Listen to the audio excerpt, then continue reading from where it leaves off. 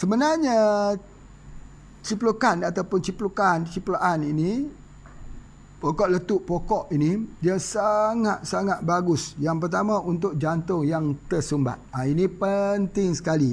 Pak Haji nak sebut ni. Sebab banyak orang yang tak tahu. Pokok ni banyak. Ya, kita ambil daun muda. Ingat, daun muda. Daun muda itu yang kita gunakan, boleh kita buat jus. Kita blender, kita minum airnya itu, dia ada untuk jantung yang tersumbat. Boleh campur dengan susu kambing. Sangat baik. Lepas saja kita minum, dia akan berkeringat dengan keringat yang cukup banyak. Itu adalah di antaranya. Jadi ada dia punya satu bahan di dalam daun pokok ciplukan ini ataupun pokok letup ni, satu bahan yang sangat efektif untuk membuka saluran jantung. Cuba kita lihat, perhati betul-betul. Di dalam satu ilmu yang dikenali sebagai microscopic ataupun doctrine of signature. Apa maksud doctrine of signature? Kita renung pokok tu, kita faham. Kita cuba tengok pokok letup tu, cuba tengok buah dia. Macam apa? Macam jantung. Buah dia macam jantung. Jadi Allah nak bagi tahu bahawa buah ini atau pokok ini digunakan khusus untuk ubat jantung. Cara dia apa dia? Daun muda. Kemudian boleh campur dengan susu. Masya Allah. Ataupun kita boleh rebus campur dengan madu lebah untuk menghilangkan pahitnya. Ini penting sekali di dalam ilmu kita. Ada daun, biasanya kalau doktrin secara umum, kalau daun mesti daun tua. Kalau buah yang masak. Kalau akar, ambil ketika pohon berbunga atau musim kering. Rimpang, musim kering. Jika ambil bunga, ketika dia mekar. Ketika ambil biji, mesti ketika buah yang masak. Itu doktrin umum. Tetapi dalam perawatan saraf, kebanyakan daun dia ambil daun muda. Kenapa daun muda? Kita nak yang dapat mild. Kita tidak boleh ambil yang hard, yang betul-betul kental, itu tidak boleh. Sebab sifat untuk saraf ini dia dikira begitu.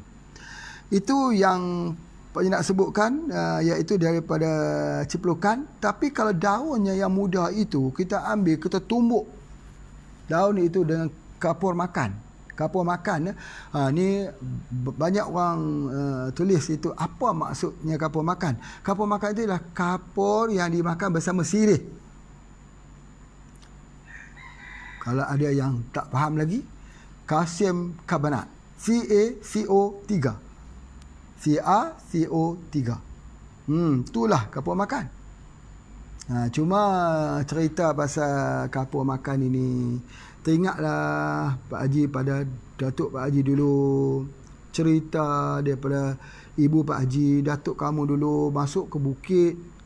Di sini ada Bukit Cuping. Di situ ada kerang yang ada putih-putih itu. Dipahat-pahatnya kerang tersebut. Selepas dipahat-pahatnya kerang tersebut, diambil, dibawa pulang, dibakar. Itulah yang dijadikan sebagai kapur makan.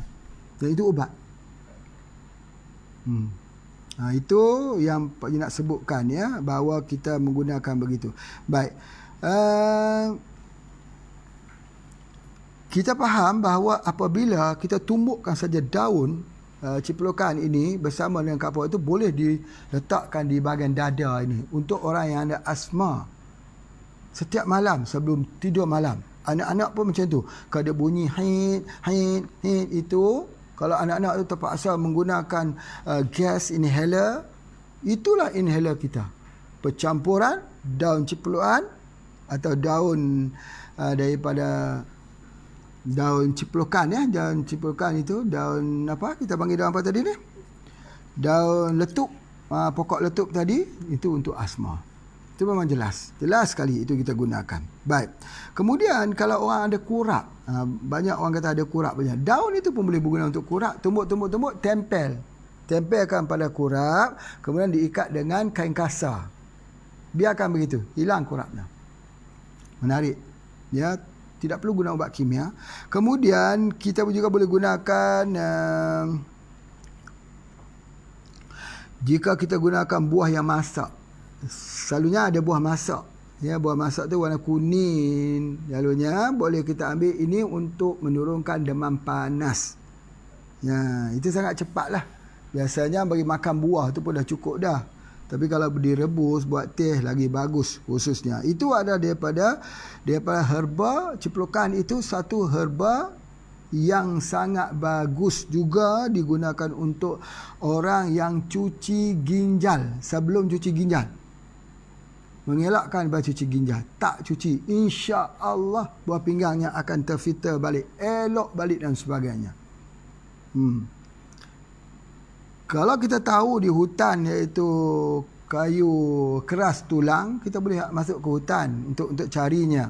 Tetapi kalau kita tak tahu nak cari, maka kita cari di kawasan kampung saja, iaitu pokok letup ini.